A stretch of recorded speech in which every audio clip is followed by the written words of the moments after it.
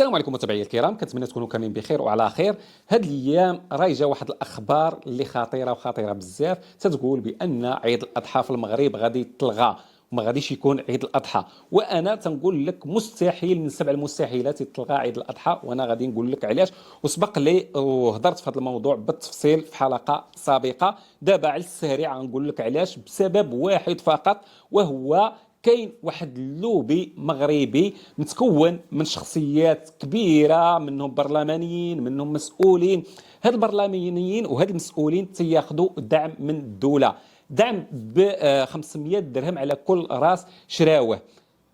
يعني تخيل معايا مسؤول كبير عنده يعني الخلصه ديالو مزيانه، كل شيء بخير وعلى خير، وتيتخلص من الدوله 500 درهم على كل راس غادي يشريه. وهذا الخبر هذا خبر صحيح واكيد، وبحث على راسك وتاكد. هاد المسؤولين وهاد البرلمانيين وهاد اللوبي هذا مستحيل يخلي العيد الاضحى يتلغى، لان العيد تيجي من العام للعام، وهما تيستافدوا غير من العام للعام. تيستافدوا من الدعم ديال الدوله كيف ما قلت لكم ديال 500 درهم، تيستافدوا فاش تيشريو رؤوس الاغنام او الابقار من دول اخرى بثمن رخيص، وتيبيعوه في العشر ايام ديال العيد، تيبيعوه للمواطن، وتيدخلوا الغضب ديال الفلوس على ظهر المواطن الضعيف. هذا الشيء علاش ما غاديش يتلغى عيد الاضحى. وكاين واحد الخبر تيقول بان المغرب استورد 100 ألف راس من الاغنام الاستراليه استعدادا لعيد الاضحى.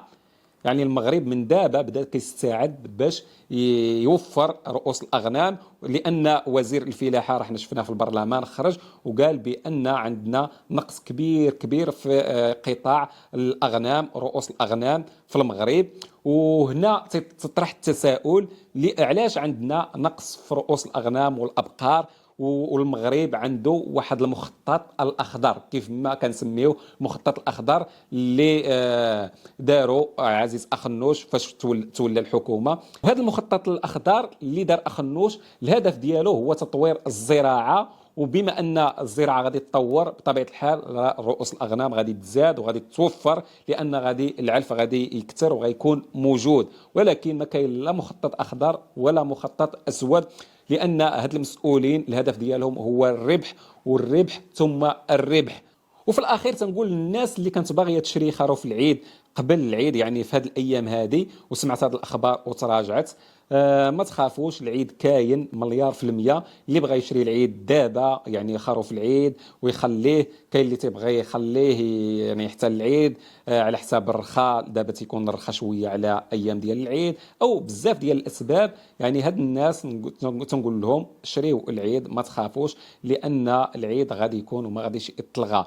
المشكله الاخرى اللي تلاحظها كاينه بزاف عند المواطنين المغاربه، انهم تعتقدوا بان السنه ديال العيد سنه واجبه ومؤكده وضروريه. يعني ضروري خص المواطن يشري خروف العيد باش ما كان يعني يبيع حوايجه، يدير السلف من البنكه يعني بالريبه ويشري خروف العيد.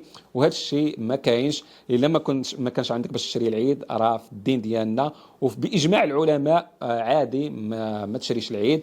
وكذلك كاينه واحد الفتوى قريتها انا شخصيا وسمعت ليها، تتقول بان مثلا جا واحد الشخص عنده يعني الكرا كاري واحد الدويره، تيخلص الموضه وعنده وليدات، عنده مسؤوليه، وجاء العيد.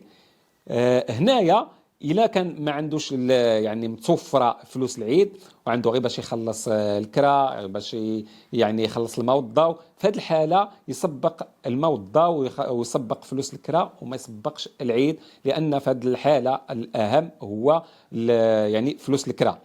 يعني هنايا تنتاكدوا بان يعني العيد ماشي شي حاجه اللي ضروريه ولا ما عيدناش راه غادي علينا الاثم رحنا خالفنا امر ديال الله، وبزاف ديال الخزعبيلات اللي معشه في للاسف في العقول ديال المغاربه.